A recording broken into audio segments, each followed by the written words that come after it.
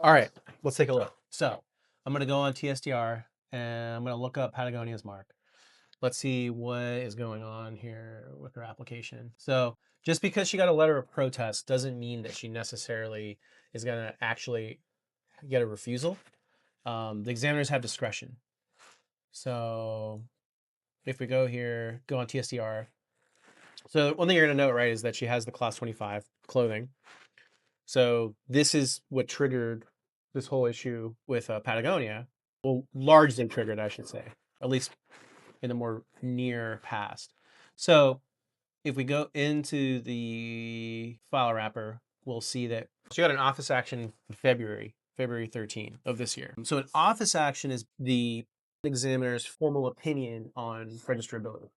So basically in the office action, the examiner will say that there's no confusing marks, that you need to make this change, or they'll say there are confusing marks.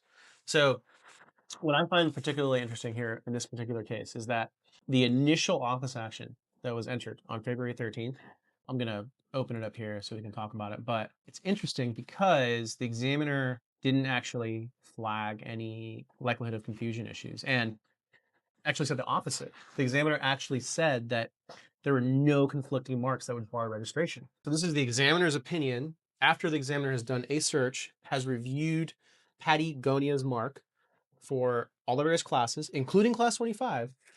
And this examining attorney did not think that there was any sort of confusion with existing marks. That's pretty interesting, right?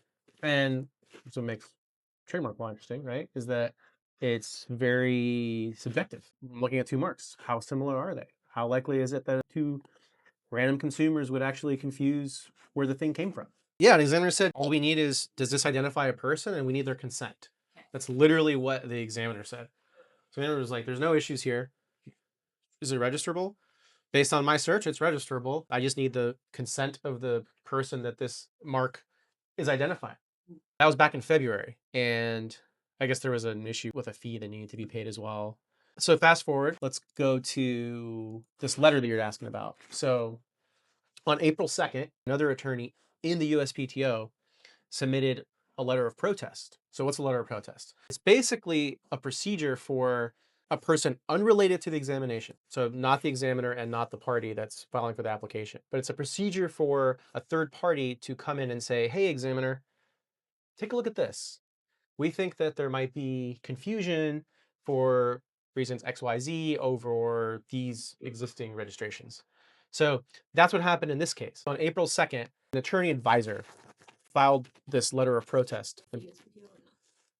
Yes. So she's with the Office of the Deputy Commissioner for Trademark Examination Policy. They're trying to ensure that there's consistency so that when people file trademarks, they get consistent examination. That's one of the functions they perform and serve. So here in this case, an attorney advisor submitted a letter of protest, basically telling the examiner that, hey, we think that there's actual confusion here with Patagonia's existing marks. And so you should we should look at this. You should take a look at this because we think there could be confusion. The letter of protest itself says that, hey, the examiner, you don't have to adopt this, but we think this is highly relevant to your examination process and we think you should consider it. And then at the very end, it says that the ultimate decision is the examining attorneys. So they're the ones that actually get to decide what to do with this information. The letter of protest could have been prompted by many things. So, for example, it could have been a random case that was selected by the examiner and they basically double clicked and looked into it. It could also be because of media attention, potentially. Maybe that's what drew the internal advisor to take another look at this application, right? We don't know exactly what triggered the attorney advisor to pick up this application and submit this letter of protest based on the record.